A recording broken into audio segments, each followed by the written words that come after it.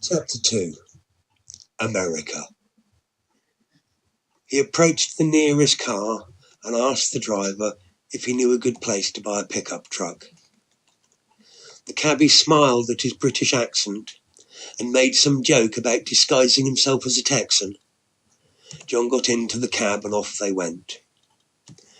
After about 20 minutes, they turned onto a road that was entirely populated by car dealerships. There had to be 30 of them at least. The cabbie noticed the look of surprise on John's face and laughed out loud. "It's quite a sight, ain't it?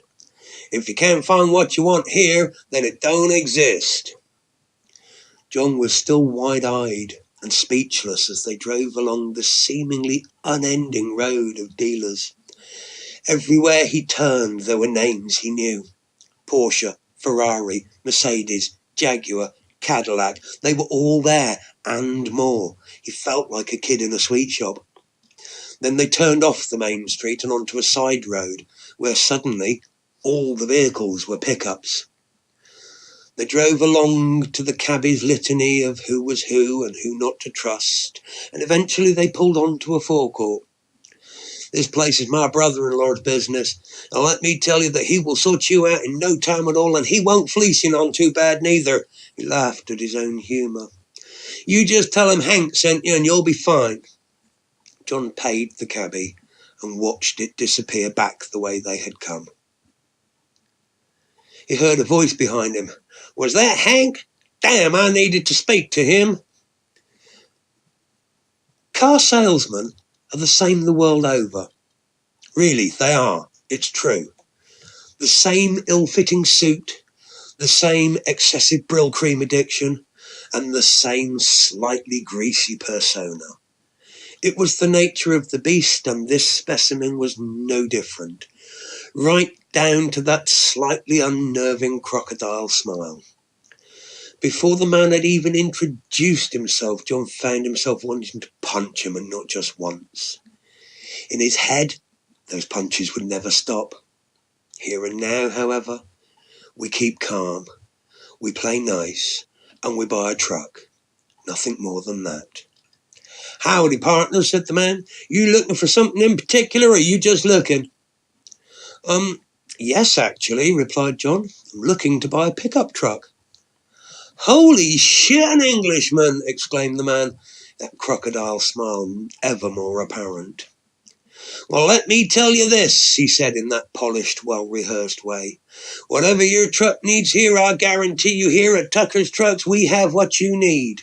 And again with that smile.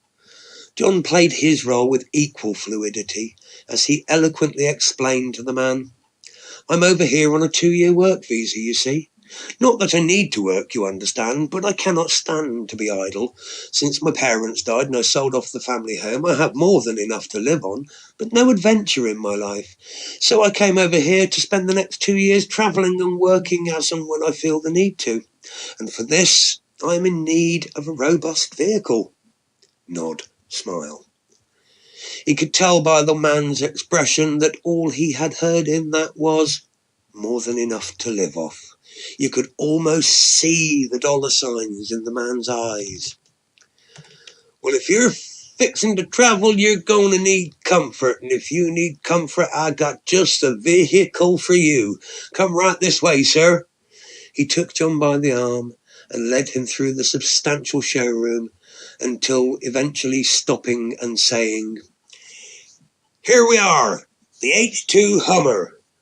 If you're doing a lot of traveling, then this is what you need. This baby will eat up the miles all day long, and you remain cool and comfortable and arrive at your destination feeling fully refreshed. And she's a snip at $47,000, especially when you take into account she was $150,000 new, and this one is only 3 years old." John took a moment to collect his thoughts and absorbed the moment. Then he spoke, slowly and quietly. "I said I want to pick up a Dodge, a Ford, a Chevy. Really, I don't mind. But I specifically stated pick up at the beginning of the conversation." The salesman faltered. John pressed his advantage.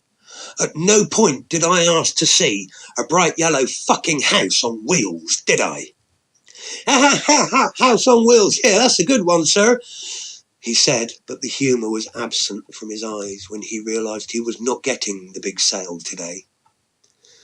They browsed a few more vehicles, and the salesman tried to get him to at least consider the Hummer, but eventually they settled on a 2-year-old nondescript red Ford pickup for the princely sum of $17,500.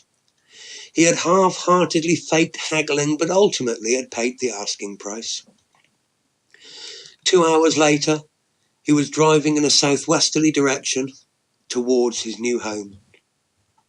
The leasing agent had said it was about 2 hours out of Dallas, so he figured it to be probably about 100 miles. He had also purchased a sat-nav from the salesman, and its cheery American voice was directing him out of the city and towards his new home.